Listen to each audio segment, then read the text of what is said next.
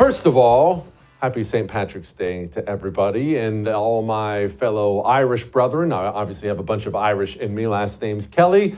Extra happy St. Patty's Day to you. Be safe out there tonight. Uber or something, please. Now let's move on because we're about to weave through a couple things, and I swear on my life, this is going to eventually come back to you, to America, to what we're dealing with here. So just stay with me. So I have two sons. You know, James and Luke. I love my boys. And now they're 16 and 14 and they're huge. They're enormous. So it's less of a concern today, but any parent of children will tell you that they worry about child predators. You just do. It's something you naturally worry about. You look at the news, you see, oh my gosh, this guy did what? And you get worried. And so any parent that's worth anything will talk to their children about child predators. And I used to talk to my sons about it all the time. And I remember one time my son, he'd gone to this arcade. And there were parents there, but it was a birthday party. He went to an arcade, like 10 of his buddies. And I talked to him before he left. I said, hey, make sure, he was real young. I think he was 7, 8 years old. I said, you make sure you're always with a friend or close to an adult. Make sure somebody talks to you, basic parent conversation. And he said to me, Dad, I don't understand. What are you talking about? It's an arcade. They're not there. And I said, son, if you were a monster who preys on children, where else would you be? And you could tell the light went on. This is going to come back to American communism. You see, America's communists, and we'll get to El Salvador in a moment, America's communists are oftentimes thought of by us as just some crazy street animal on the corner. They're burning down Foot Locker. They're gluing themselves to the highways. They're at feminist rallies. We look at the freak on TV screaming in someone's face, waving a sign around, and we think, well, that's an American communist. And of course, that is an American communist, but are they doing that much good? The deranged freak that superglued his hand to the Starbucks counter a while ago, you remember that story. Did he actually move the ball in any way for American communism? Not really. They need positions of power. When you think about American communists, you don't think about a judge in a black robe, do you? It doesn't pop into your head. But if you're a communist who hates the United States of America and wants to completely and utterly destroy this country and burn it to the ground, where can you do more good? With your hands super glued to Starbucks or with that judge's robe on? That's where they are. Before I come back to that, I want to talk about briefly, just very, very briefly, because that's the only way I'm qualified to talk about this subject, El Salvador. You obviously know about El Salvador, at least you've heard of it. You know where it is roughly, and you know about their leader, which we'll get to in a moment.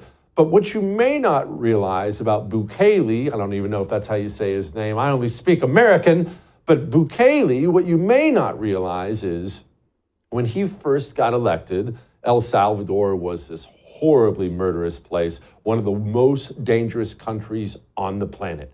Just stacks and stacks of dead bodies every single day. And he gets elected, runs kind of on a platform to clean all that stuff up. He gets elected and he immediately starts trying to attack this problem. And he's very successful. In the first year, reduces the murders by 50%, I believe the number was, 50%. But he kept running into a problem, an odd problem, you see. And the problem wasn't the country full of murderers, the country full of gang members who torture and murder everybody. Granted, that was a problem, but that wasn't the problem he kept slamming into. It wasn't the guys with tattoos on their faces looking super scary. He was running into the judiciary of his country. The judiciary, his own Supreme Court, almost seemed bizarrely committed to stopping him from stopping the murderers. So much so that he had to completely revamp his entire legislature of El Salvador. He had to remake the entire thing. And then after he remade, basically their Congress, I'll just call it Congress. After he remade their Congress, he then had to go through Congress to pretty much replace his Supreme Court. His Supreme Court was so committed to ensuring the rape and pillage of El Salvador that the man who took over El Salvador, intent on stopping it, had to remake the entire judicial body so he could move on and continue to stop these people. Which, of course, I'm sure you saw where this was going, which, of course, brings us to where we are here in the United States of America. We have a lot of judges that must be removed, ignored, arrested. I'm not sure all the avenues we can and should take. And let's pause on that for a moment.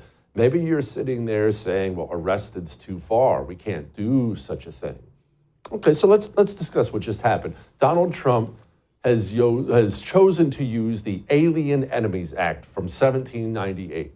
He's chosen to use this act as yet another way, yet another legal way where he can remove the rape and murder from the country. We're not even talking basic illegals who should be deported too. We are talking prison gangs, guys with the tattoos on their faces, guys with rap sheets like child rape, torture, murder, aggravated kidnapping. We're talking the most violent human beings on the planet. The Trump administration is seeking out every possible avenue to get these guys out of the country, just trying to find a way to get them out.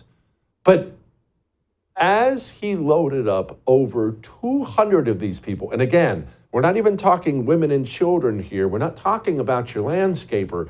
We're talking about the most violent criminals on the planet. He loaded them up on a plane and sent them to El Salvador. Quick pause on that. Why El Salvador? Well, Bukele created this incredible prison down there, CCOT, where he keeps the worst of the worst. He struck a deal with the Trump administration. He's going to keep our terrible people. Anyway, we load over 200 of these savages onto a plane and ship them down to El Salvador, where they will take them, they will keep them locked up into cages.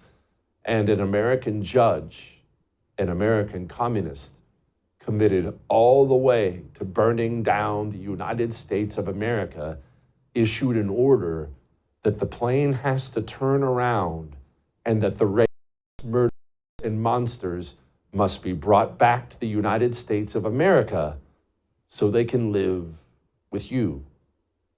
That happened. It didn't happen in some movie. That's not a Netflix drama. That's who sits on the bench in the United States of America. So allow me to once again introduce Bukele to you. Remember when he gave this little speech at CPAC? We did the unthinkable to cleanse our society. We arrested the terrorists, but we have to remove corrupt judges and corrupt attorneys and prosecutors.